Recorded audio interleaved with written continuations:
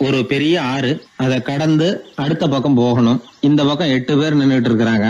8 பேரும் சேர்ந்து ஒரு குழுவா வந்திருக்கிறாங்க. இவங்க எல்லாருமே பண்டிதர்கள், குருமார்கள், அதாவது அறிவாளிகள். இவங்க எல்லாரும் அந்த ஆற்றை கடந்து அடுத்த கரைக்கு போகணும். அப்புறம் அங்க இருந்து பக்கத்துல இருக்கிற ஒரு ஊருக்கு போய் சேரணும். கரை ஓரமா ஒரு படகு கட்டி கிடந்தது. அதுல ஏறி உக்காந்தாங்க. அது மூலமா அடுத்த கரைக்கு போய் சேர்ந்தாங்க. அங்க போய் கரையேறின உடனே அவங்களுக்குள்ள ஒரு விவாதம். அறிவாளிகள் இல்லையா, அதனால ஒருத்தர் சொன்னார், இந்த படகு நமக்கு உதவி செஞ்சிருக்குது. அது செஞ்ச உதவி மூலமா தான் நாம 8 பேரும் இந்த ஆற்றை கடந்து இந்த பக்கம் வந்திருக்கிறோம். இது செஞ்சிருக்கிற உதவிக்கு நாம நன்றி செலுத்தணும், பதில் மரியாதை செய்யணும். அதை எப்படி செய்யறது அப்படின்னார். இன்னொருத்தர் அதுக்கு ஒரு யோசனை சொன்னார். நமக்கு உதவி செஞ்சிருக்கிற இந்த படகுக்கு மரியாதையும் நன்றியும் செலுத்துகிற முறையில அதை நாம எல்லாரும் நம்ம தலைமையில சுமந்துகிட்டு போறதுதான் நியாயம். ஏன்னா நம்ம அது சுமந்தது இல்லையா, அதுக்கு பதிலா நாம அதை சுமக்கணும். அதுதான் சரியான நன்றியா இருக்கும் அப்படின்னார்.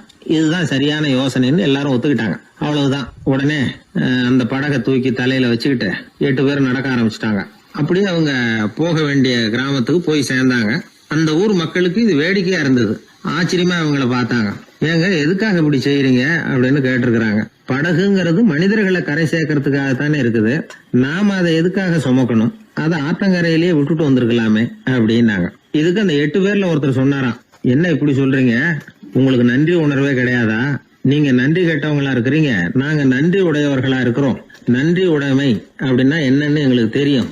அதனாலதான் எங்களை கரை சேர்த்த படகுக்கு நாங்க நன்றி செலுத்துறோம். இந்த படகு எப்பவும் எங்க தலைமையிலதான் இருக்கும் அப்படின்னார். இது புத்தர் சொன்ன ஒரு கதை. வழி இருக்கு பாருங்க, அதையே முடிவுன்னு நினைச்சு வாழ்நாள் பூரா புடிச்சுக்கிட்டு மனிதர்கள் துன்பப்படுறாங்க அப்படிங்கறது அவருடைய கருத்து. ஒரு மனிதன் ஜபம் பண்றான், வழிபாடு பண்றான், அது மூலமா ஒரு விழிப்புணர்வு கிடைச்சுட்டுதுன்னு வச்சுக்கோங்க. அதுக்கப்புறம் எதுக்கு அந்த ஜபமும் வழிபாடும்? தூக்கி எறிஞ்சிட வேண்டியதானே. ஆனா மனுஷன் அப்படி பண்றது இல்ல. வழிபாட்டையே லட்சியமா வச்சுக்கிட்டு அதையே கெட்டியா புடிச்சுக்குவான். அந்த ஜபத்துக்கு அவன் ஒரு கைதி ஆயிடுறான். அதனால அதை விட்டுட்டு அவனால வெளியில வர முடியல. வழிபாடு மூலமா சாதிச்சுடலாம் அப்படின்னு நினைக்கிறது தப்பு அப்படிங்கிறார் ஓஷோ. ஜபம்ங்கிறது ஒரு முள். காலில் குத்துன முள்ள எடுக்கிறதுக்கு இன்னொரு முள்ள பயன்படுத்துறோம். முள்ள எடுத்தாச்சு, அப்புறம் என்ன? 2 முள்ளையும் வீசி எறிஞ்சிட வேண்டியது தானே. 2 முள்ளுக்குமே இனிமே பிரயோஜனம் இல்லை. பழைய முள் இருந்த இடத்துல புதிய முள்ள குத்தி வச்சா வலிதான் தொடரும். அப்படி செய்யறவன் முட்டாள். ஆனா இப்படிப்பட்ட முட்டாள்களுக்கு உலகத்துல பஞ்சமே இல்லைங்கிறார் அவர். அதனால வழிபாடு, ஜபம் அப்படின்னு எல்லாம் சொல்றோமே, அதையெல்லாம் கூட விழிப்புணர்வோட பயன்படுத்தணும். நம்ம ஆள் ஒருத்தன், அவன் என்னன்னா காலில் ஒரு முள்ள தைச்சுக்கிட்டான், இன்னொரு முள்ளால அதை எடுத்துக்கிட்டு இருக்கிறான். ரொம்ப நேரமா முயற்சி பண்ணிட்டு இருந்தான். கடைசியா அப்பாடா எடுத்தாச்சு அப்படின்னு சொல்லிவிட்டு மறுபடியும் முள்ள எடுக்க ஆரம்பிச்சான். என்னப்பா இது, அதுதான் முள்ள எடுத்துட்டிய, அதுக்கப்புறம் என்னத்துக்கு முயற்சி பண்ணிட்டு இருக்கிறேன்னு கேட்டாங்க. இதுக்கு அவன் சொல்றான், ஏற்கனவே தச்சிருந்த முள்ளை எப்பவோ எடுத்துட்டேன், அதை எடுக்கிறதுக்காக உபயோகப்படுத்திக்கிட்டு இருந்தேனே இன்னொரு முள்ளு, அது இப்ப உள்ள மாட்டிக்கிட்டு இருக்குது, அதனாலதான் மறுபடியும் முதல்ல இருந்து ஆரம்பிக்கிறேன் அப்படின்னா. இப்படி வாழ்க்கையில முதல்ல இருந்து ஆரம்பிக்கிறவர்களும் அதிகம், முதல்லயே இருந்துகிட்டு இருக்கிறவங்களும் அதிகம். வாழ்க்கையில படிப்படியா முன்னேறணும், வாழ்க்கையை புரிஞ்சுக்கிட்டு முன்னேறணும். அதுக்கு இந்த பெரியவர்கள் சொல்லுகிற தத்துவத்தை எல்லாம் சரியா புரிஞ்சுக்கிட்டு அது பிரகாரம் நாம நடக்கணும். ஒரு பெரிய இடத்து பொண்ணு நிறைய படிச்சிருக்கிறா, பட்டங்கள் எல்லாம் வாங்கியிருக்கிறா, வேலைக்கு எதுக்கும் போகல, அதுக்கு அவசியமும் இல்லை, வசதியான குடும்பம். அந்த பொண்ணுக்கு பொழுதுபோக்கு என்ன தெரியுமா? பத்திரிகை படிக்கிறது, தொலைக்காட்சி பார்க்கறது, வானொலி கேட்கறது, இதுதான் பொழுதுபோக்கு. முக்கியமா அதுல வர்ற விளம்பரங்களை கவனிக்கிறது. சந்தைக்கு ஏதாவது புதுசா பொருள் வந்திருந்தா உடனே காரை எடுத்துட்டு போக வேண்டியது, அதை வாங்கிட்டு வந்துட வேண்டியது. ஒரு நாள் அது மாதிரி ஒரு விளம்பரம் கண்ணில் பட்டது. புதுமையான சமையல் செய்யக்கூடிய சாதனம் ஒன்று வந்திருக்கிறதாக செய்தி. உடனே அதை வாங்கணும்னு ஆசை. வழக்கம் போல அன்னைக்கு சாயந்தரமே காரை எடுத்துட்டு புறப்பட்டா. பார்த்தா விலை அதிகம்தான், இருந்தாலும் அதை பத்தியெல்லாம் கவலைப்படல. அதிக விலை கொடுத்து அந்த சமையல் இயந்திரத்தை வாங்கிட்டு வந்துட்டா. ஒரு பெரிய அழகான அட்டைப்பெட்டிக்குள்ள அது இருந்தது. துண்டு துண்டு பாகங்களா அதுக்குள்ள அடுக்கி வைக்கப்பட்டிருந்தது. அதை ஒன்னோட ஒண்ணு சேர்த்து முழு இயந்திரமா ஆக்கிய வேண்டியது நம்ம வேலை. அதெல்லாம் எப்படி ஒண்ணு சேர்க்கறது? அதுக்காக ஒரு கையேடு அது உள்ளே வச்சிருக்கிறாங்க.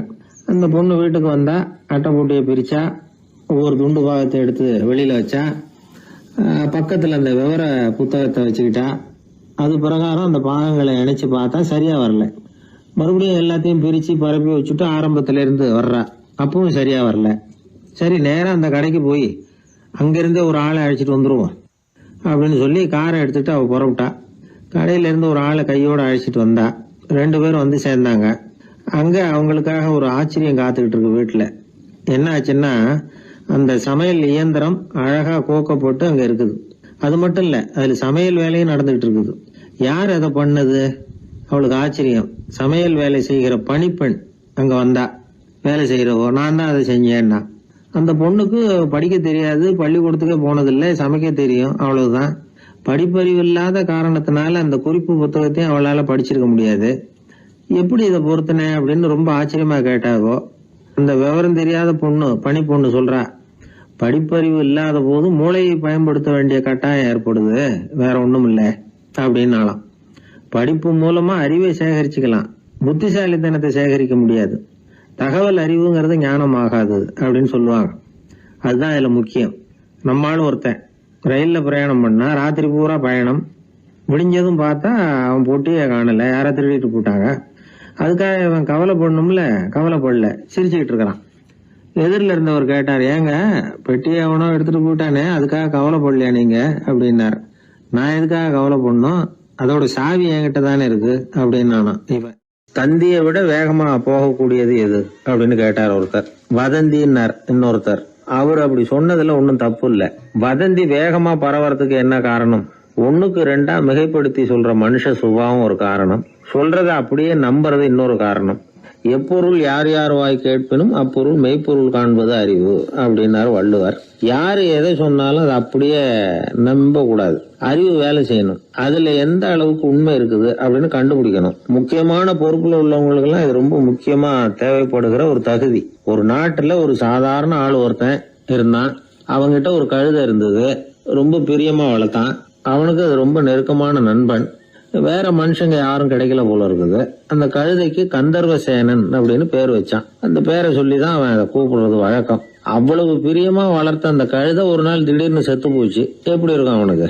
ரொம்ப சங்கடப்பட்டான், சாப்பிட கூட பிடிக்கல.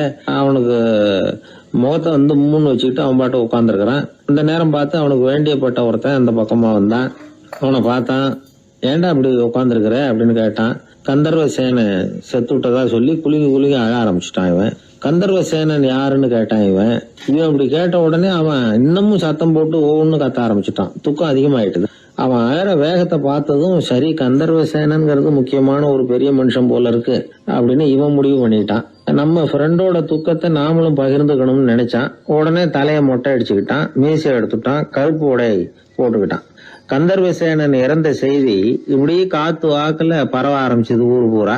ஊர்ல உள்ளவங்க எல்லாம் இந்த செய்தியை கேட்டதும் அவங்களும் தலையை மொட்டை அடிச்சுக்கிட்டு கருப்பு துணி போட்டுக்க ஆரம்பிச்சுட்டாங்க. ஒரே நாள்ல நகரம் பூராவும் துக்கத்துல ஆழ்ந்து போச்சு. எங்க பார்த்தாலும் மொட்டை தலை, கருப்பு துணி. அந்த நாட்டு அமைச்சர் இதை பார்த்தார்.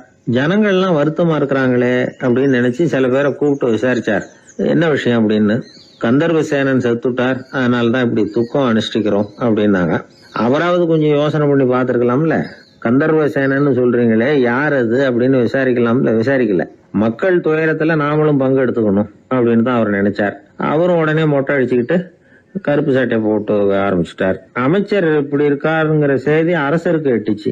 அவர் என்ன பண்ணாரு, அவரும் மொட்டை போட்டுக்கிட்டு தூக்கம் அனுஷ்டிக்க ஆரம்பிச்சுட்டார். அன்னைக்கு ராத்திரி ராஜா மொட்டை தலையோட அந்த புறத்துக்கு வர்றார், முகத்தை முன்னு வச்சுக்கிட்டு. ராணி பார்த்தாங்க. என்னங்க இது, என்ன விஷயம், உங்க துக்கத்துக்கு என்ன காரணம்னு கேட்டாங்க.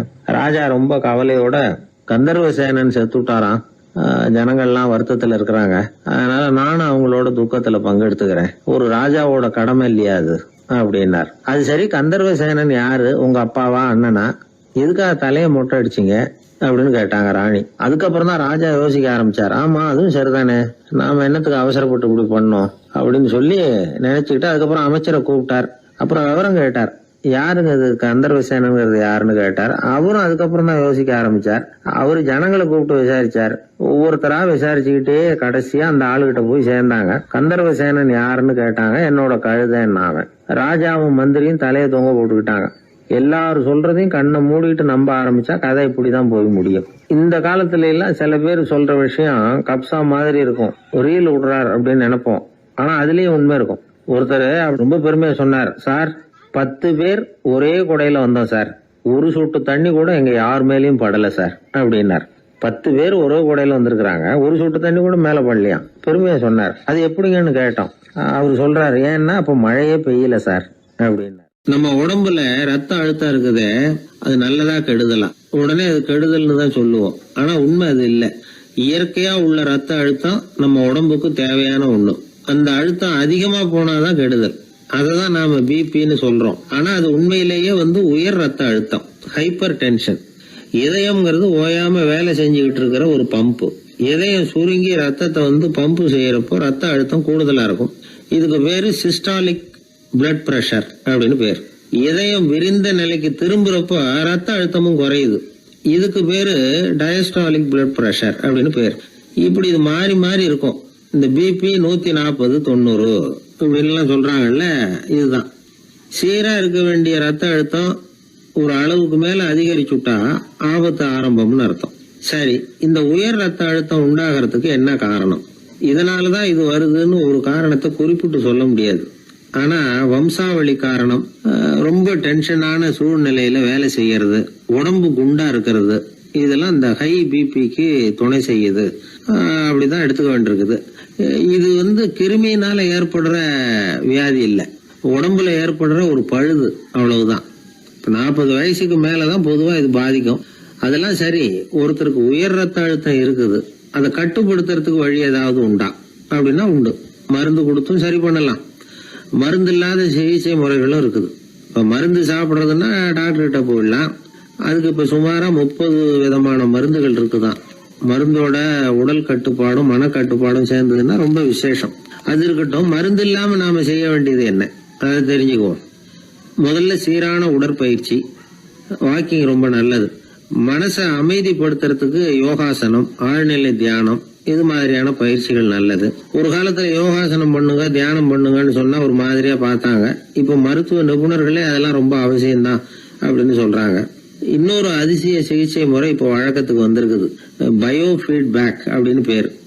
மூளையின் அழுத்த அலைகளை பதிவு பண்ணி அதை மறுபடியும் உடம்புக்குள்ள செலுத்தி இந்த ரத்த அழுத்தத்தை சீராக்கி போடுறாங்க. சில பேருக்கு இந்த ஹை பிபி பார்டர் லைன்ல இருக்கும். அவங்களுக்கெல்லாம் மருந்துகள் அவசியம் இல்லை. வாழ்க்கை முறையில சில மாற்றங்களை பண்ணிக்கிட்டாவே போதும். பிஹேவியரல் மாடிஃபிகேஷன்ஸ் சொல்றாங்க. அது எப்படின்னா, பரபரப்பான வாழ்க்கை முறையை தவிர்க்கணும். புகைப்பிடிக்கிற பழக்கம், மது அருந்தும் பழக்கம், இதெல்லாம் இருந்தா விட்டுடணும்.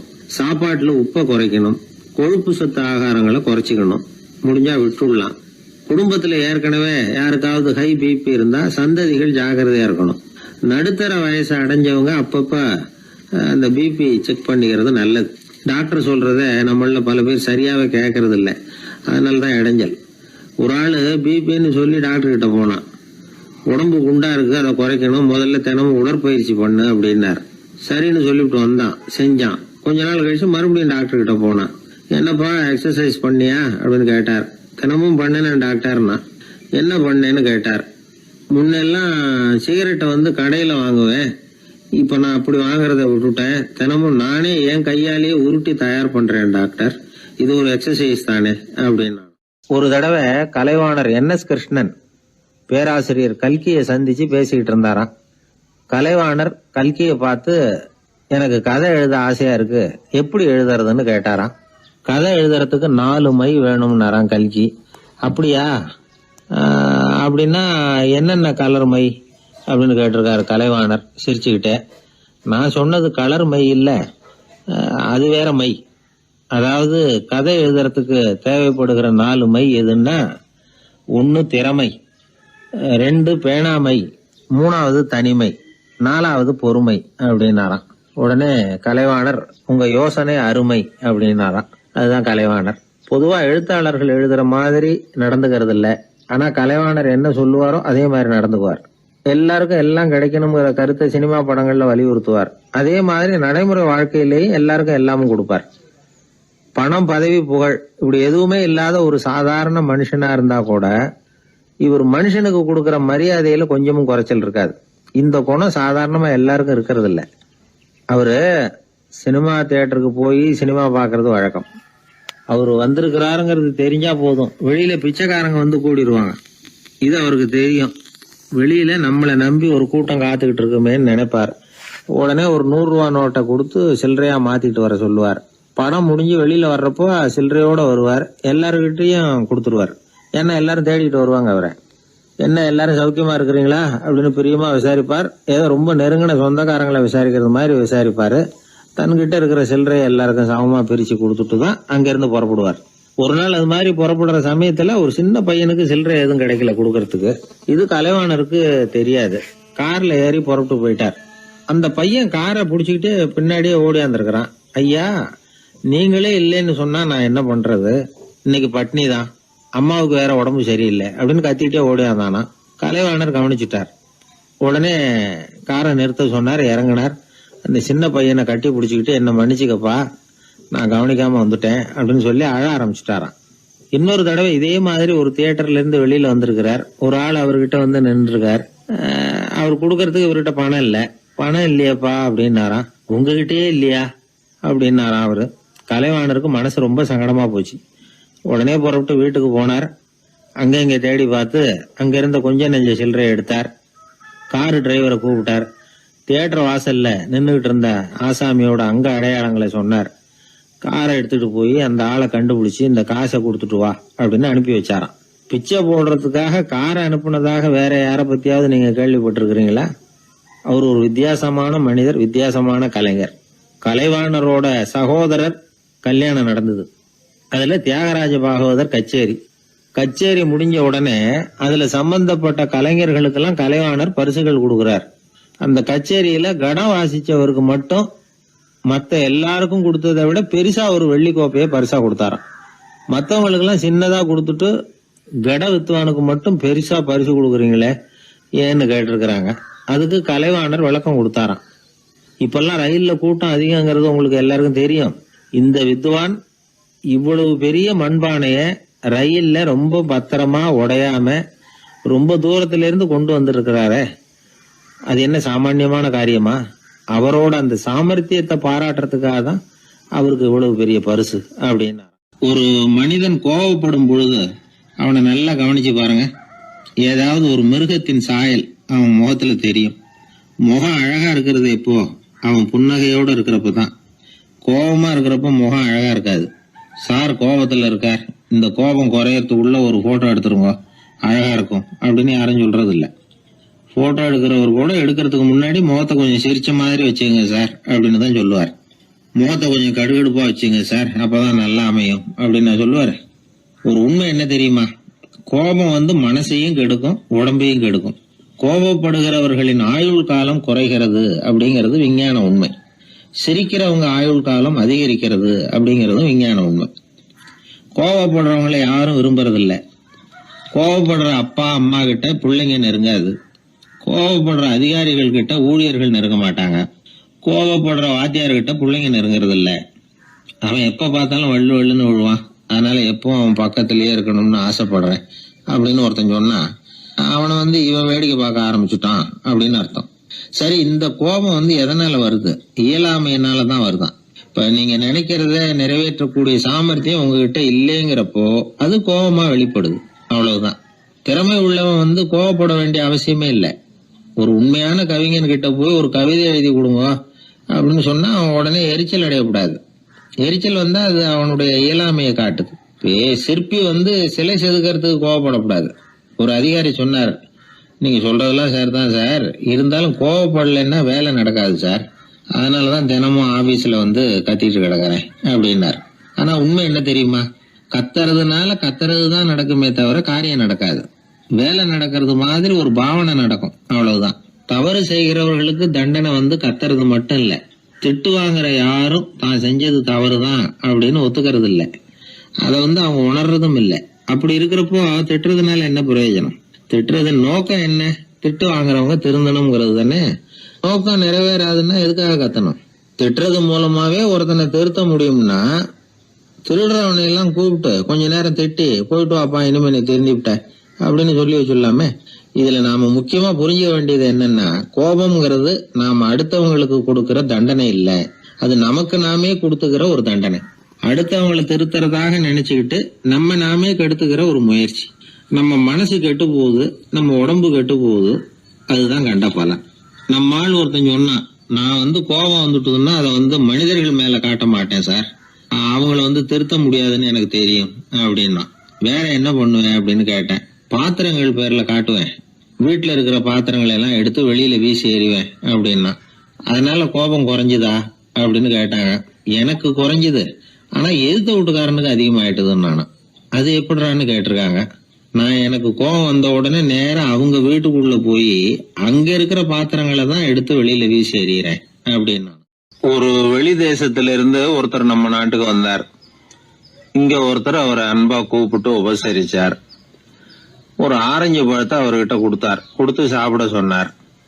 அவர் அதை வாங்கினார். அதை அப்படியும் இப்படியும் புரட்டி பார்த்தார். அவருக்கு ஒன்னும் புரியல. ஏன்னா அவர் தேசத்துல அது இல்ல போல இருக்கு. என்ன செய்யறதுன்னு அவருக்கு ஒன்னும் புரியல. அப்படியே கடிச்சு பார்த்தார். கசப்பா இருந்தது. தூக்கி எறிஞ்சுட்டார். அதை ஏன் தூக்கி எறிஞ்சுட்டீங்கன்னு கேட்டார் இவர். கசக்குது, அதை எப்படி சாப்பிடுறது அப்படின்னாரு அவரு. அதை அப்படி சாப்பிடக்கூடாது, மேல உள்ள தோலை எடுத்து எரிஞ்சுடணும், இனிப்பான பகுதி உள்ள இருக்குது அப்படின்னு விவரம் சொன்னார் இவர்.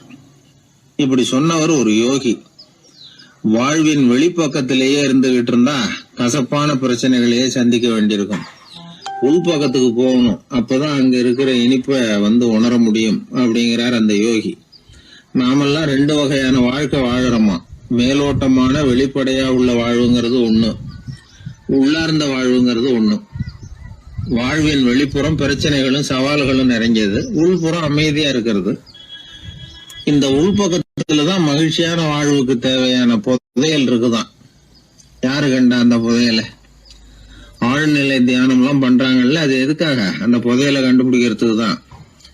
நாம் அந்த உள்பக்கத்துக்கு போய் அங்க உள்ள ஊக்க சக்தியையும் புத்திசாலித்தனத்தையும் பொறுக்கி எடுத்துக்கிட்டு அன்றாட வாழ்க்கையில அதையெல்லாம் உபயோகப்படுத்தணும். மனசு ஒரு குரங்கு மாதிரி அலையுதுங்கிறோம், அதை கட்டுப்படுத்த முடியலங்கிறோம். மனசு அலையிறது உண்மைதான். தேனி எதுக்காக அலையுது?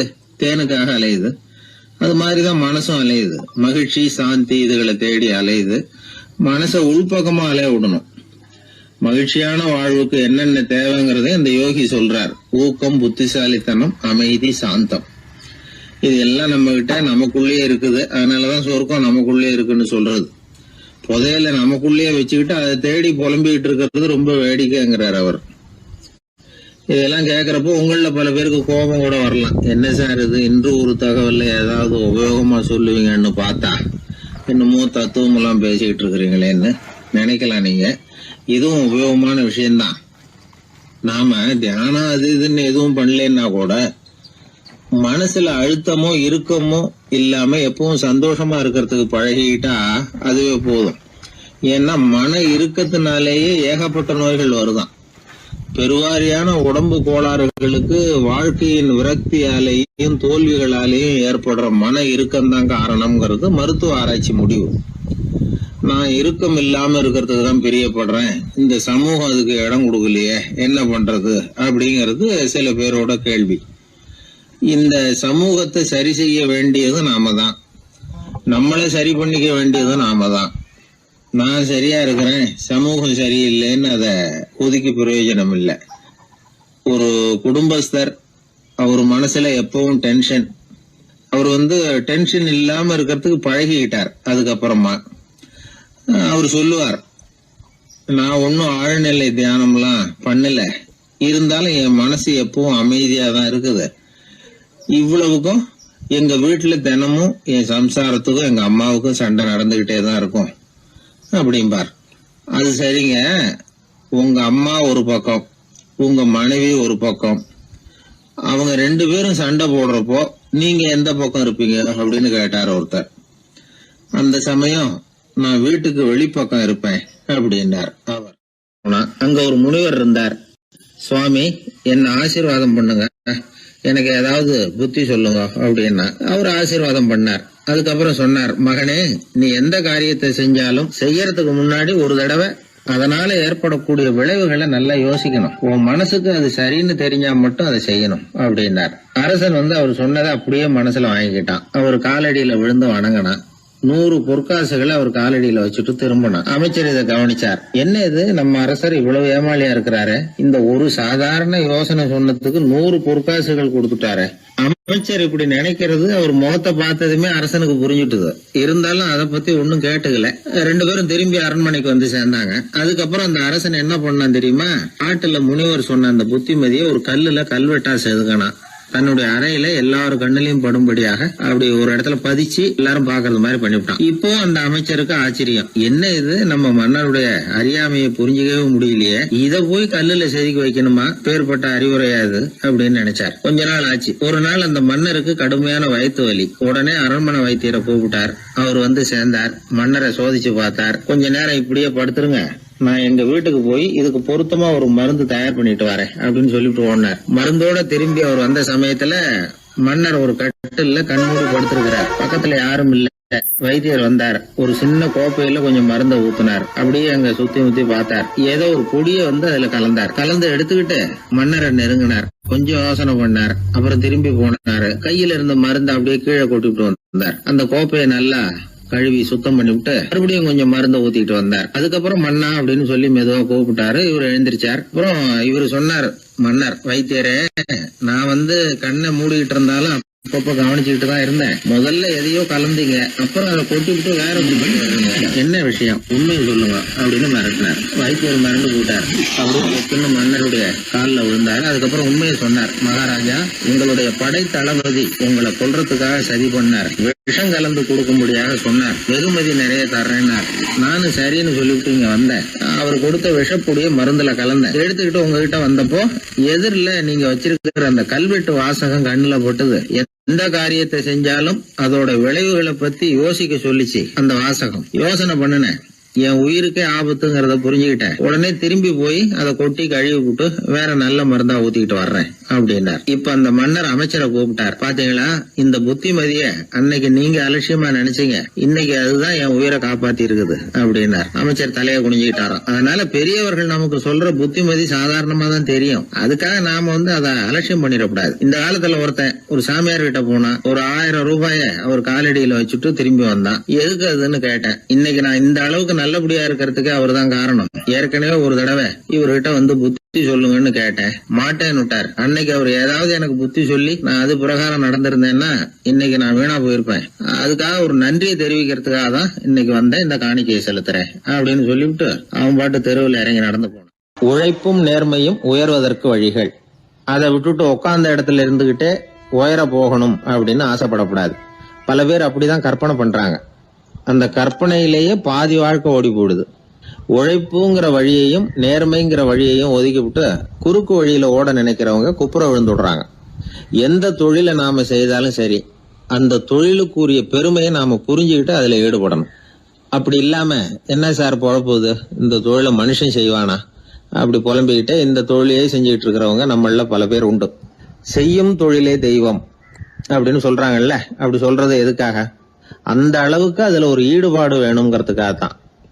ஒரு பெரிய மலைப்பகுதி, அந்த மலை அடிவாரத்துல ஒரு சிற்பி உட்காந்து ஒரு சிலையை வடிச்சுக்கிட்டு இருக்கிறான். கையில ஒரு சின்ன உளிய வச்சுக்கிட்டு ஒரு பெரிய கருங்கல் பாறையை கொஞ்சம் கொஞ்சமா உடைச்சுக்கிட்டு இருக்கான். ஒரு சிற்பத்தை வடிக்கிறதுங்கிறது அவ்வளவு உன்னதமான ஒரு தொழிலா? எல்லாராலையும் முடியுமா அது? அப்படி இருந்தும் அந்த சிற்பிக்கு மன நிறைவில்லை. அவன் நினைக்கிறான், இந்த கடுமையான வெயில்ல உட்கார்ந்து வேலை செய்யறது எவ்வளவு கஷ்டம். நாம ஒரு சிற்பியா இருக்கிறதுனால தானே சூரியன் கடுமையான வெப்ப கதிர்களை நம்ம மேல வீசுறான்.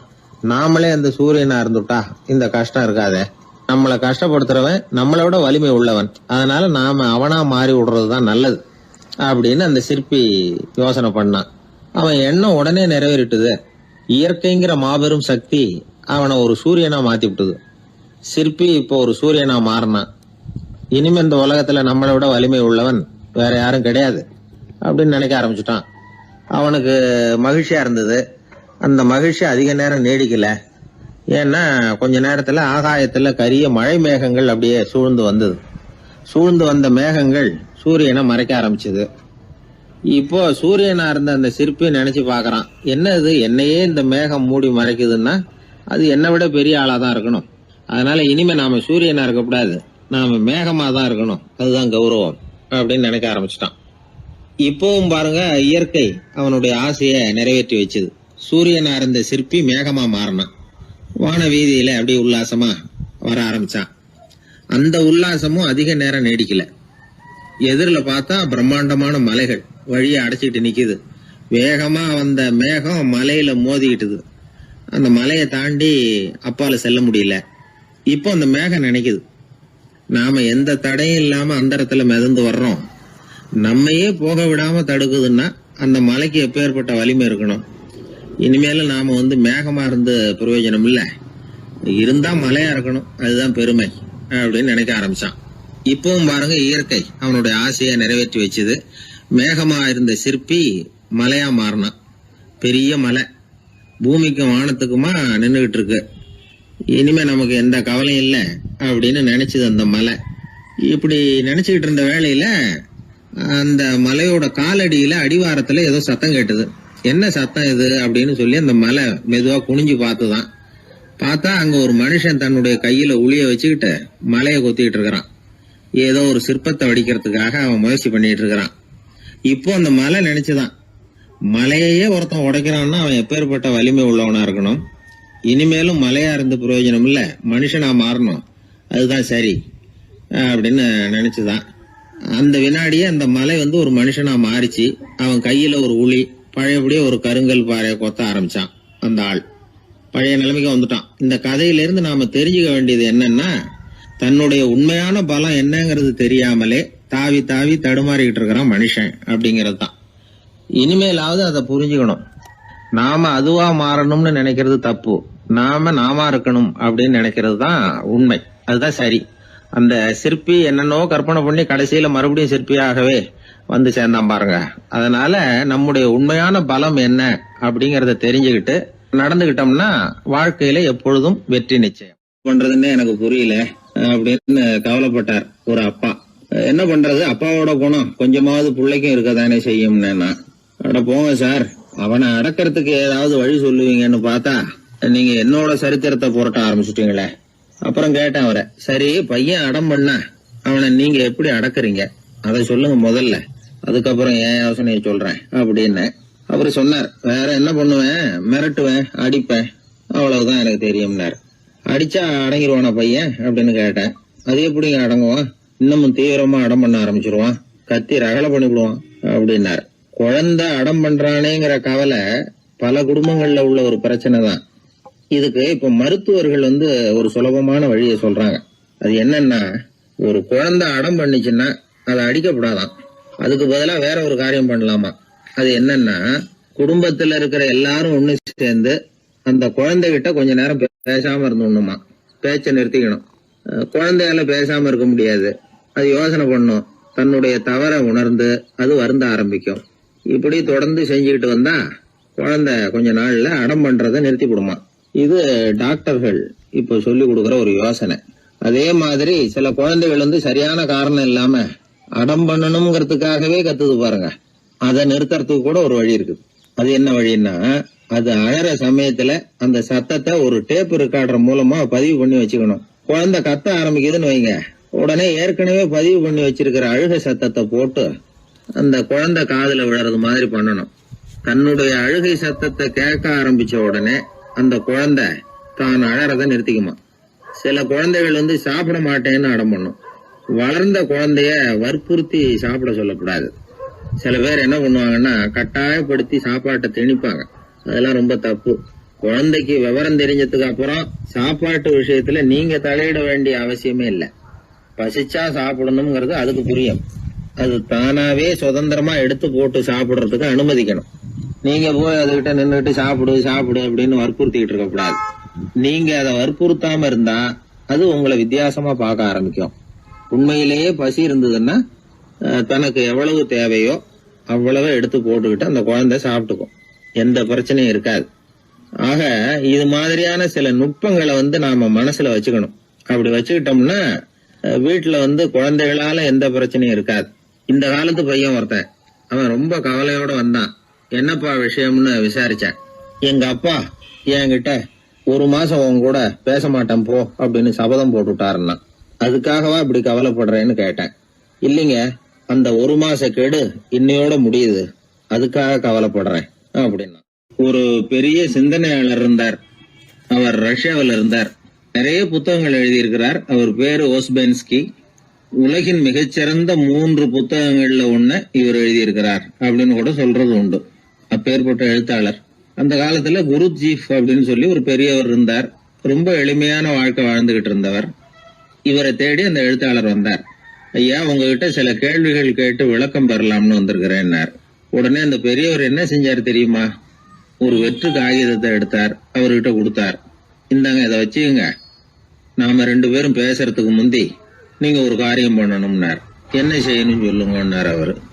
இந்த காகிதத்துல உங்களுக்கு தெரிஞ்சதெல்லாம் என்ன, தெரியாததெல்லாம் என்ன அப்படிங்கிற பட்டியலை எழுதிட்டு வாங்க. அதுக்கு பிறகு உங்களுக்கு தெரியாத விஷயங்களை பத்தி நாம 2 பேரும் உரையாடலாம். ஏன்னா உங்களுக்கு தெரிஞ்சதை பத்தி நாம பேசி பிரயோஜனம் இல்ல, தெரியாததை பத்தி பேசினாதான் உங்களுக்கு அது உபயோகமா இருக்கும் அப்படின்னார். இவர் இப்படி சொன்னது அந்த எழுத்தாளருக்கு கொஞ்சம் தர்ம சங்கடமா இருந்தது. நாம எப்பேற்பட்ட சிந்தனையாளர், நம்மள போய் இவர் இப்படி எழுத சொல்றாரு அப்படின்னு நினைச்சாரு. இருந்தாலும் அந்த பெரியவர் பேர்ல இவருக்கு ரொம்ப மரியாதை. அதனால அவர் கொடுத்த காகிதத்தை வாங்கிட்டு தனியா ஒரு இடத்துல போய் உட்கார்ந்தார். யோசிக்க ஆரம்பிச்சார். முதல்ல யோசிச்சார், கடவுளை எனக்கு தெரியுமா அப்படின்னு. கடவுளை பற்றித்தான் எனக்கு தெரியுமே தவிர கடவுளை தெரியாதுங்கிறது புரிஞ்சுது. அதனால தனக்கு தெரிந்த ஒரு விஷயம் கடவுள் அப்படின்னு அவரால் குறிப்பிட முடியல. அடுத்தபடி ஆத்மாவை பத்தி சிந்திச்சார். ஆத்மாவை பற்றித்தான் நமக்கு தெரியுமே தவிர ஆத்மா நமக்கு தெரிஞ்ச விஷயமா இருக்கல அப்படிங்கறது புரிஞ்சுது. அதனால ஆத்மாவையும் தெரிஞ்ச பட்டியல்ல சேர்க்க முடியல. இப்படி ஒவ்வொன்னா அவர் யோசிக்க யோசிக்க எதுவுமே நமக்கு தெரியலங்கிறது அவருக்கு தெளிவாச்சு. நேரம் எழுந்திரிச்சு அந்த பெரியவர்கிட்ட போனார். ஐயா, உங்களை சந்திக்கிற வரைக்கும் எவ்வளவோ விஷயங்கள் எனக்கு தெரிஞ்சிருக்கிறதாக நினைச்சேன். ஆனா உங்ககிட்ட நிறைய கேள்விகள் கேட்கணுங்கிற ஆர்வத்தோட தான் வந்தேன். ஆனா நீங்க கேட்ட ஒரு கேள்விக்கு விடை காண முயன்ற போது எனக்கு எதுவுமே தெரியலங்கிறத புரிஞ்சுக்கிட்டேன் அப்படின்னார். அப்படின்னா உலக புகழ்பெற்ற இவ்வளவு புத்தகங்களை உங்களால எப்படி எழுத முடிஞ்சதுன்னு கேட்டார். இவர் சொன்னார், ஐயா, இப்பதான் எனக்கு புரியுது. எனக்கு தெளிவில்லாத பல விஷயங்களையும் நான் எழுதியிருக்கிறேன். அவையெல்லாம் வெற்றும் வார்த்தை குவியல்கள்ங்கிறத நான் இப்ப உணர்றேன். வார்த்தைகளே அறிவு அப்படிங்கிற மயக்கத்தில இருந்து இப்ப நான் விடுபட்டு விட்டேன். அறிவுத்துறையில நான் ஒரு பூஜ்யம்ங்கிறது புரிஞ்சு போச்சு அப்படின்னார். இப்ப பெரியவர் சொன்னார், இப்பதான் உங்களுக்கு உண்மையான அறிவு ஏற்பட ஆரம்பிச்சிருக்குது. எப்போ ஒரு மனிதன் தன்னுடைய அறியாமைய உணர ஆரம்பிக்கிறானோ அப்போதுதான் அறிவின் தொடக்கத்துல அடி எடுத்து வைக்கிறான் அப்படின்னார். அதுக்கு பிறகு என்னாச்சு தெரியுமா? இந்த எழுத்தாளர், சிந்தனையாளர் ஓஸ்பென்ஸ்கி புஸ்தகம் எதுவுமே எழுதலையாம், அதோட விட்டாராம்.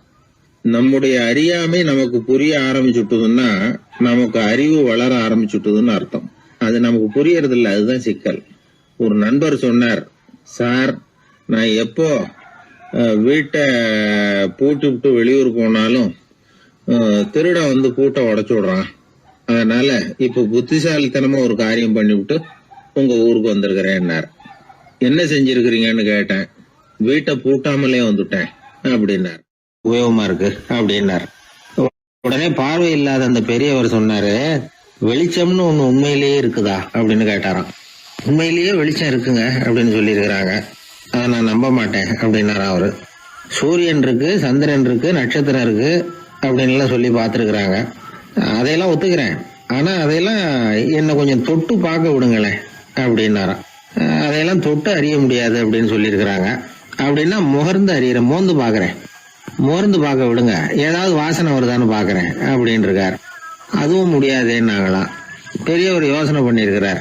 சரி, பரவாயில்ல, முரசு அடிக்கிறது மாதிரி அடிச்சு பார்க்கவாவது ஏற்பாடு பண்ணி கொடுங்க, அதை அடிச்சு பார்த்து அதோட சத்தத்தை உணர்ந்துக்கிறேன் அப்படின்னாராம். அதாவது ஒளியின் ஒலியை, அதாவது வெளிச்சத்தின் சத்தத்தை புரிஞ்சுக்கிறேன் அப்படின்னு சொல்லியிருக்கிறார். அதுக்கும் சாத்தியம் இல்லைன்னு சொல்லியிருக்கிறாங்க. சரி, அதுவும் முடியலன்னா அந்த வெளிச்சத்துல கொஞ்சம் எடுத்து என் கையில கொடுங்க, வாயில போட்டு சாப்பிட்டு பாக்குறேன் ருசி எப்படி இருக்குன்னு அப்படின்னு சொல்லி பார்த்திருக்காரு.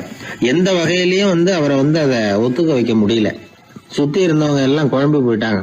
என்னங்க, நாங்க சொல்றத நீங்க நம்பலையா அப்படின்னு கேட்டிருக்காங்க. என்னுடைய 4 புலன்களுக்கும் புலப்படாத ஒண்ண நான் மாயை அப்படிங்கிறேன். நீங்க என்ன அவமானப்படுத்துறதுக்காக இப்படி சொல்றீங்கன்னு நினைக்கிறேன். ஏதோ உங்களுக்கு எல்லாம் பார்வைன்னு ஒண்ணு இருக்கிறதாகவும் அது எனக்கு இல்லைங்கிறதாகவும் சொல்லி என்ன நீங்க அவமதிக்கிறீங்க அப்படின்னார். தர்க்க சாஸ்திரத்துல மேதையான அந்த பெரியவர். சுத்தி இருந்தவங்க பார்த்தாங்க, வெளிச்சம் இருக்குங்கிறத இவர் நம்பணும், இவரை நம்ப வைக்கணும் அப்படின்னா அது புத்தரால தான் முடியும் அப்படின்னாராம் ஒருத்தர். சரி அவர்கிட்டயே போவோம் அப்படின்னு சொல்லி எல்லாரும் அவர்கிட்ட போய் சேர்ந்தாங்க. விவரத்தை சொன்னாங்க. புத்தர் சிரிச்சாராம்.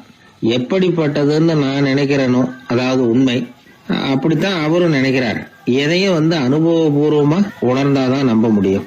ஒளிய அனுபவித்து அறியாத வரையில அது இருக்கிறதா இல்லையா அப்படிங்கிற கேள்விக்கு இடம் கிடையாது. அதனால அவரு அதை நம்பாததும் சரிதான் அப்படின்னு சொன்னாராம் புத்தர். அதுக்கப்புறம் சொல்லியிருக்கார், உங்களை குணப்படுத்தி கொள்ளலாம், உங்களுக்கு தேவை ஞானி கிடையாது, உங்களுக்கு தேவை மருத்துவர் அப்படின்னாரா. ஒரு டாக்டர் கிட்ட அழைச்சிட்டு போயிருக்கிறாங்க. பார்வை கிடைச்சிட்டுது. வெளிச்சத்தை கண்டதும் அவர் மகிழ்ச்சி அடைஞ்சார். புத்தரை வணங்கினார். நான் வாதம் பண்ணேன், நீங்க எதிர்வாதம் பண்ணல, என்னுடைய பிரச்சனை மருத்துவரால் தான் தீரும் அப்படின்னு சொல்லி எனக்கு பார்வை கிடைக்க செஞ்சீங்க அப்படின்னாராம். மனித குலத்துல ரொம்ப அதிகமானவர்கள் நிலைமை இப்படித்தான். கண்ணை மூடிக்கிட்டு அதை சரின்னு ஒருத்தர் வலியுறுத்தி சொல்லிட்டு இருந்தா அவருக்கு உதவுறது அப்படிங்கிறது முடியாத காரியம். இந்த காலத்துல சில பேர் கண்களை திறந்துகிட்டே சில காரியங்கள் பண்ணுவாங்க. அது தப்புன்னு அவங்களுக்கு பின்னாடி தான் புரியும். ஒருத்தர் தன்னுடைய வலது காலில் கட்டு போட்டுக்கிட்டு அப்படி வந்தார். என்ன ஆச்சுன்னு விசாரிச்சாங்க. எங்க வீட்டு கண்ணாடி ஜன்னல்களை வெளிப்பக்கமா இருந்து சுத்தப்படுத்திக்கிட்டு இருந்தேன், சரியா தொடச்சிக்கிட்டு இருக்கோமா அப்படின்னு கொஞ்சம் பின்னாடி தள்ளி நின்னு பார்த்தேன் அப்படின்னார். அதுக்கும் உங்க கால் உடைஞ்சதுக்கும் என்ன சம்பந்தம்னு கேட்டாங்க. நான் குடியிருந்தது 4வது மாடியாச்சே அப்படின்னாராம். ஊர்ல ஒரு மன்னர் இருந்தார். அவரு பக்கத்து தேசத்து மேல படையெடுக்கணும்னு நினைச்சுக்கிட்டு இருந்தார். அதையும் தன்னுடைய நாட்டோட சேர்த்துக்கணுங்கிற ஆசை. எப்போ படையெடுக்கலாம்னு யோசிச்சுக்கிட்டு இருந்தார். இப்படி யோசிச்சுக்கிட்டு இருந்த சமயத்துல ஒரு பெரியவர் அவரை தேடிட்டு வந்தார். அவர் அடிக்கடி வருவார், அவர்கிட்ட பேசிக்கிட்டு இருப்பார். இப்போ அப்படித்தான் வந்தார். என்ன மன்னா யோசனைன்னாரு. இவர் தன்னுடைய யோசனையை சொன்னார். இந்த சமயத்துல மன்னருக்கு தாகம் எடுத்தது, தண்ணி குடிக்கணும் போல இருந்தது. உடனே அங்க இருந்த ஒரு அரண்மனை பணியாளரை கூப்பிட்டார். போய் கொஞ்சம் தண்ணி கொண்டு வாப்பா அப்படின்னார். அந்த பணியாளர் போனார். ஒரு கோலையில தண்ணி கொண்டு வந்தார். ராஜா கிட்ட நீட்டினார். ராஜா அதை வாங்கி குடிக்கிறதுக்காக வாய்கிட்ட கொண்டுட்டு போனார். அந்த நேரம் பார்த்து மன்னா கொஞ்சம் பொறுங்கன்னார் இந்த பெரியவர். ஆவலோட குடிக்க போன மன்னர் அப்படியே நிறுத்திக்கிட்டு பெரியவரை பார்த்தார். இப்ப அந்த பெரியவர் சொன்னார், மன்னா இப்போ உங்களை விட வலிமை உள்ள ஒரு சக்தி உங்களுக்கு தண்ணி கொடுக்க மறுத்துடுதுன்னு வைங்க, உங்களை குடிக்க விடாம தடுத்துடுது அப்படின்னா இப்ப இந்த ஒரு கோவள தண்ணீரை என்ன விலை கொடுத்து வாங்குவீங்க அப்படின்னு கேட்டார். இப்போ எனக்கு இருக்கிற தாகத்துக்கு என்னுடைய அரசாங்கத்துல பாதியையாவது கொடுத்து இந்த தண்ணியை வாங்கறதுக்கு தயங்க மாட்டேன்னார் அவர். சரி இப்ப அந்த தண்ணியை குடிங்கன்னார் பெரியவர். மன்னர் ஆவலோட அந்த தண்ணியை குடிச்சு முடிச்சார். அதுக்கப்புறம் கொஞ்ச நேரம் தன்னுடைய படையெடுப்பு பத்தி சொல்லிட்டு இருந்தார். கொஞ்ச நேரம் கழிச்சு மறுபடியும் இந்த பெரியவர் கேட்டார், மன்னா இப்போ நீங்க ஒரு கோவள தண்ணீரை குடிச்சு முடிச்சுட்டீங்க. இப்ப அந்த தண்ணீர் உங்க உடம்பு விட்டு வெளியில வரக்கூடிய பாதை அடப்பட்டு போச்சு அப்படின்னு வச்சுங்க, அதை வெளியேற்றுவதற்காக நீங்க எவ்வளவு செலவழிப்பீங்க அப்படின்னு கேட்டார். மன்னர் யோசனை பண்ணார். அப்படி ஒரு நிலைமை ஏற்பட்டு போச்சுன்னா என்னுடைய அரசாங்கம் பூராவையும் அதுக்கு ஈடா தர்றதுக்கு கூட தயங்க மாட்டேன்னார். இப்ப அந்த பெரியவர் சொன்னார், எந்த அரசாங்கத்தின் மதிப்பு ஒரு கோவள தண்ணீர் அளவுக்கு கூட இல்லையோ அந்த அரசாங்கத்தை அடையணுங்கிற பேராசையில மனிதர்கள் தங்களுடைய சகோதரர்கள் கூடவே சண்டை போட்டுக்கிறாங்களே, அதுல ஏதாவது அர்த்தம் இருக்குதா அப்படின்னாராம். மன்னருக்கு இப்பதான் அர்த்தம் புரிஞ்சுதான். மனசுல தெளிவு உண்டாச்சு. தன் மனசுக்குள்ள உண்டான வெறிய விரட்டி அடிச்சு விட்டார். அதுக்கப்புறம் நிம்மதியா ஆட்சி புரிஞ்சார். இப்படி ஒரு கதை. உயிருக்கு என்ன விலை கொஞ்சம் யோசனை பண்ணி பாருங்க. ஆனா அது இப்ப எவ்வளவு மலிவா போயிட்டுது, அதையும் யோசனை பண்ணி பாருங்களேன். ஆசை பேராசையா மாறுது, அப்புறம் அது வெறியா ஆகுது, அதுக்கப்புறம் பைத்தியம் பிடிக்குது. இந்த காலத்து மனிதர்களுக்கு 2 விதமான பைத்தியம் பிடிச்சிருக்கிறதாக ஒரு பெரியவர் சொல்றார். ஒன்னு பணம், இன்னொன்னு அதிகாரம். இதெல்லாம் எவ்வளவு காலத்துக்கு நீடிக்கும்? ஒரு சர்வாதிகார நாட்டுல 3 பேர் ஜெயில இருட்டு அறையில பேசிக்கிட்டு இருக்கிறாங்க. நீ எப்படி இந்த ஜெயிலுக்கு வந்த அப்படின்னு ஒருத்தர் கேட்டாராம். இந்த நாட்டு ராஜாவை ஆதரிச்சு நான் பிரச்சாரம் பண்ணினேன், அதனால கூட்டத்துல தகராறு வந்துட்டுது, கலவரமா போச்சு, அதுக்கு நான் தான் காரணம்னு அரெஸ்ட் பண்ணி இங்க கொண்டாந்து போட்டாங்க அப்படின்னாராம் அவரு. சரி நீ எப்படி இங்க வந்த அப்படின்னு இன்னொருத்தரை பார்த்து கேட்டிருக்காரு. நான் இந்த நாட்டு ராஜாவை எதிர்த்து பிரச்சாரம் பண்ணேன், அதனால கலவரம், அரெஸ்ட் பண்ணி கொண்டாந்து போட்டாங்கன்னார். சரிப்பா நீ எப்படி அங்க வந்த அப்படின்னு 3வது ஆளை பார்த்து இவங்க கேட்டாங்களாம். இதுக்கு அந்த ஆள் மெதுவா வெளிச்சத்துக்கு நான் தான் இந்த நாட்டு ராஜா அப்படின்னாராம். சில பேருக்கு தொட்டதெல்லாம் வெற்றியா முடியும், சில பேருக்கு தொட்டதெல்லாம் தோல்வியா முடியும். இதுல உள்ள ரகசியம் என்ன? அதை தெரிஞ்சுக்கணும்னா இந்த கதையை கேளுங்க. ஜப்பான்ல ஒரு பெரிய வீரர் இருந்தார். அவர் பேரு நொபுனாகா. அவர்கிட்ட இருந்த படை வீரர்கள் கொஞ்சம் பேர் தான். சிறிய படை பலத்தை வச்சுக்கிட்டு பெரிய பெரிய படைகளை எல்லாம் முறியடிச்சிருக்கிறார். அவர் அவ்வளவு சாமர்த்தியம் உள்ளவர். ஒரு தடவை எதிரி மீது படையெடுத்து போயிருக்கிறார். அப்போ அவருடைய படை வீரர்களுக்கும் தளபதிக்கும் ஒரு சந்தேகம் வந்துட்டுது. இந்த போர்ல நாம வெற்றி பெற முடியுமா அப்படிங்கிற சந்தேகம் இருந்தாலும் இதை எப்படி தலைவர்கிட்ட தெரிவிக்கிறது? ரொம்ப யோசனை பண்ணாங்க. கடைசியா கொஞ்சம் துணிச்சலை வரவழைச்சுக்கிட்டு மெதுவா கேட்டுட்டாங்க. அவர் பார்த்தார், சரி அதை நாம முடிவு செய்ய வேணாம். புத்த விகாரத்துக்கு போயிட்டு வருவோம், பூவா தலையா போட்டு பாத்துருவோம், என்ன வருதோ அது பிரகாரம் செயல்படுவோம். என்ன சொல்றீங்க? ஏன்னா போருக்கு செல்லும் பொழுது முழு மனசோட போகணும், ஊசலாட்டம் இருக்கக்கூடாது அப்படின்னார். தளபதியும் படை வீரர்களும் சரின்னு ஒத்துக்கிட்டாங்க. உடனே அவங்க எல்லாரும் அங்க பக்கத்துல இருந்த கோயிலுக்கு போனாங்களாம். தலைவர் உள்ள போனார். எல்லாரும் ஆவலோட வெளியில காத்துக்கிட்டு இருக்கிறாங்க. ரொம்ப நேரத்துக்கு அப்புறம் அவர் வெளியில வந்தார். தளபதி, துணை தளபதிகள் எல்லாரையும் கிட்டத்துல கூப்பிட்டார். அவங்க முன்னிலையில ஒரு தங்க காசை எடுத்தார். இத பாருங்க, இப்ப பூவா தலையா போட்டு பாத்துருவோம். பூ வந்தா தோத்துருவோம், தலை வந்தா ஜெயிச்சிருவோம். அதனால பூ விழுந்தா போர் வேணாம், அதை தவிர்த்துருவோம். தலை விழுந்ததுன்னா போருக்கு போவோம். விதி இப்போ நம்ம கையில தான் இருக்கு. இங்க என்ன தீர்ப்பு கிடைக்குதோ அது பிரகாரம் நடப்போம் அப்படின்னு சொல்லிவிட்டு தங்க காசு சுண்டி போட்டார். அது அப்படியே சுழன்று மேல போய் கணீர்னு தரையில வந்து விழுந்தது. எல்லாரும் ஆவலோடு அதை குனிஞ்சி பாக்குறாங்க. தலை விழுந்திருக்குது. ஒரே மகிழ்ச்சி, ஆரவாரம். அதுக்கப்புறம் அவங்களுக்கு சந்தேகம் வரவே இல்லை. அப்படியே உறுதியான ஒரு முடிவோட போருக்கு போனாங்க. வெற்றியோட திரும்பி வந்தாங்க. வெற்றி விழா நடக்குது. தளபதி பேசுறார். இந்த வெற்றியை காசுதான் முடிவு பண்ணுச்சு, அதனால விதியை வெல்ல யாரால முடியும் அப்படின்னார். சொல்லிவிட்டு உட்கார்ந்தார். அப்போ அந்த தலைவர் தன்கிட்ட இருந்த அந்த தங்க காசை எடுத்து ரகசியமா தளபதி கிட்ட கொடுத்தாராம். தளபதி அதை வாங்கி பாக்குறாரு. அந்த நாணயத்துல 2 பக்கமும் தலைதான் இருக்குது. இதுல இருந்து என்ன தெரியுதுன்னா, வெற்றியின் ரகசியம் என்னன்னா மன உறுதி தான். எதை செஞ்சாலும் மனக்குழப்பம் இருக்கக்கூடாது. எண்ணி துணிக கருமம், இது வள்ளுவர் வாக்கு. பரீட்சை ரிசல்ட் வர்ற சமயம் ஒரு பையன் ஒரு காசை சுண்டி போட்டு தலையா பூவா பாத்துக்கிட்டு இருந்தான். என்னப்பா பாஸா ஃபெயிலா பாக்குறியா அப்படின்னு கேட்டாங்க. பரீட்சை ரிசல்ட்டை பொறுத்த வரைக்கும் எனக்கு சந்தேகம் இல்லை சார் அப்படின்னா. அப்புறம் எதுக்கு இது அப்படின்னு கேட்டாங்க. ரிசல்ட் வந்த பிறகு எங்க அப்பா என்னை திட்டுறதோட விட்டுருவாரா இல்ல அடிப்பாரா அப்படிங்கறத தெரிஞ்சுக்கிறதுக்காக இது அப்படின்னு. ஒரே ஒரு ஊர்ல ஒரு ராஜா இருந்தார். அவரு ஒரு வித்தியாசமான ராஜா. எந்த வகையில வித்தியாசமானவர்னு கேட்டா, மக்கள் கிட்ட வரி வசூல் பண்றதுல கொஞ்சம் வித்தியாசமானவர். மற்ற மன்னர்கள் மாதிரி ஒரு நேரடியா வரி வசூல் பண்றது இல்ல, கொஞ்சம் மறைமுகமா அதை பண்ணுவார். அது எப்படின்னா, ஒவ்வொரு குடிமக்களுக்கும் மாசம் ஒரு மரக்கால் நெல்லு மக்கள் கொடுக்கறது இல்ல, ராஜா மக்களுக்கு கொடுப்பார். ஒரு மரக்கால் நெல்ல, அதாவது அரண்மனையில இருந்து ஒவ்வொரு வீட்டுக்கும் நெல் வந்து சேர்ந்துரும். அந்த ஒரு மரக்கால் நெல்ல இவங்க வாங்கிக்கிட்டு அதுக்கு பதிலா ஒரு மரக்கால் அரிசிய ராஜாவுக்கு திருப்பி கொடுக்கணும். இதுதான் அந்த ஊர் வழக்கம். ராஜா வந்து ஜனங்களுக்கு நெல்லை கொடுத்துட்டு அதுக்கு பதிலா அதே அளவு அரிசியா திருப்பி வாங்கிக்குவார். இதை தவிர வரி எதுவும் வசூல் பண்றது இல்ல. இப்படி ஒரு ராஜா. இது மேம்போக்கா பாக்குறதுக்கு ஏதோ சாதாரணமா தெரிஞ்சாலும் குடிமக்கள் ரொம்பவும் கஷ்டப்பட்டாங்க. ராஜா கொடுக்கற நெல்லையும் அரிசியாக்கணும், அதோட இன்னும் ஒரு பாதி அரிசியை இவங்க சேர்த்தும் கொடுத்தாகணும். மக்கள் வந்து ராஜாவை திட்ட ஆரம்பிச்சுட்டாங்க. இந்த ராஜா எப்ப சாவார் அப்படின்னு எதிர்பார்க்க ஆரம்பிச்சுட்டாங்க. ஏன்னா ரொம்ப கஷ்டப்படுத்துறாரு அப்படின்னு. பல பேர் அந்த ஊர்ல வீட்டை காலி பண்ணிவிட்டு வெளி தேசத்துக்கு போயிட்டாங்க. இங்க காலம் தள்ளுறது ரொம்ப கஷ்டம்னு. மக்கள் எதிர்பார்த்தது மாதிரியே நடந்தது. அந்த மன்னன் நோய் வந்து படுத்த படுக்கை ஆயிட்டான். ராஜா இப்படி சாக கிடக்குறாருன்னு தெரிஞ்சும் மக்கள் யாருமே வந்து பாக்கல. எப்படி பாப்பாங்க? அவர் தான் எப்ப போவாருன்னு பாத்துக்கிட்டு இருக்கிறாங்களே. என்ன ஏன் யாருமே வந்து பார்க்க மாட்டேங்கிறாங்க நம்ம குடிமக்கள்ல அப்படின்னு மந்திரி கிட்ட கேட்டார் ராஜா. நம்ம ஊர்ல மக்கள் எங்க இருக்காங்க பாக்குறதுக்குன்னாரு அவரு. ஏன் என்னாச்சு அவங்களுக்குன்னு கேட்டார். அமைச்சர் அப்பதான் அரசனுக்கு அவன் பண்ணின தவற வந்து சுட்டி காட்டினார். மக்களுக்கு இழைத்த கொடுமையை எடுத்து சொல்லி புரிய வச்சார். அதுக்கப்புறம் தான் மன்னருக்கு ஞானோதயம் வந்தது. செய்த பாவங்களை எண்ணி வருத்தப்பட்டான்.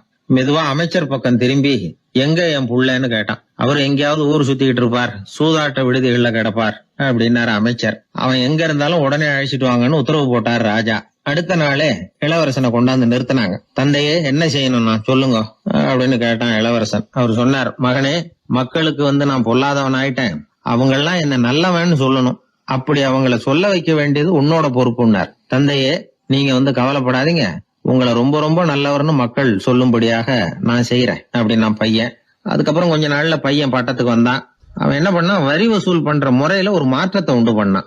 என்ன மாற்றம் பண்ணனான்னா, ஒவ்வொரு வீட்டுக்கும் ஒரு மரக்கால் உமியை கொடுக்கறது, அதுக்கு பதிலா ஒரு மரக்கால் அரிசியை வாங்கிக்கிறது. அப்பா என்ன பண்ணாரு, நெல்லை கொடுத்துட்டு அரிசியா வாங்கினார். இவன் மகன் உமியை கொடுத்துட்டு அரிசியா வாங்கினான். கொஞ்ச காலம் ஆச்சு. ஒரு நாள் மந்திரியை கூப்பிட்டு கேட்டான், அமைச்சரே, நம்ம ஊர் மக்கள் என்ன பேசிக்கிறாங்க அப்படின்னு. உங்க அப்பா ரொம்ப நல்லவன்னு பேசிக்கிறாங்க அப்படின்னாரு அமைச்சர். எப்படி இருக்கு பாருங்க, இவன் பண்ற கொடுமையில அப்பங்கார ரொம்ப நல்லவன் ஆயிட்டான். அதாவது இளவரசனை விட பழைய மன்னரே ரொம்ப நல்லவர், ரொம்ப பாதி கஷ்டம் தான் இது முழு கஷ்டம்ங்கிறது மாதிரி ஆயிட்டுது. எப்படியோ அப்பாவுக்கு கொடுத்த வாக்க புள்ள காப்பாத்தி விட்டான். அதாவது மன்னர் ரொம்ப நல்லவர்னு சொல்ல வைக்கிறேன்னு தானே சொன்னான், அதே மாதிரி சொல்ல வச்சுட்டான். இந்த காலத்துல இது மாதிரி அப்பாவுக்கு உதவுற பிள்ளைகள் உண்டு. ஒரு பிள்ளையாண்டான்னு சொன்னான், நான் எங்க அப்பாவுக்கு ரொம்ப ரொம்ப உதவியா இருக்கிறேன் அப்படின்னா. அப்படியா, உங்க அப்பாவுக்கு ரொம்ப உதவியா இருக்கிறியா அப்படின்னா, உங்க அப்பா என்ன செஞ்சிட்டு இருக்காருன்னு கேட்டேன். சும்மாதான் இருக்கிறார் அப்படின்னா அவன். சும்மா இருக்கிறதுக்கு இவன் உதவியா இருக்கிறானா? இப்படி இருக்கிறாங்க. அதாவது நல்லவன் அப்படின்னு பேர் வாங்குறது ரொம்ப கஷ்டம். அத எந்த வகையில வாங்கணும்னு முடிவு பண்றதுதான் முக்கியம். அதனால வாழ்க்கையில நாம மன்னரா இருந்தாலும் சரி, சாதாரண மக்களா இருந்தாலும் சரி,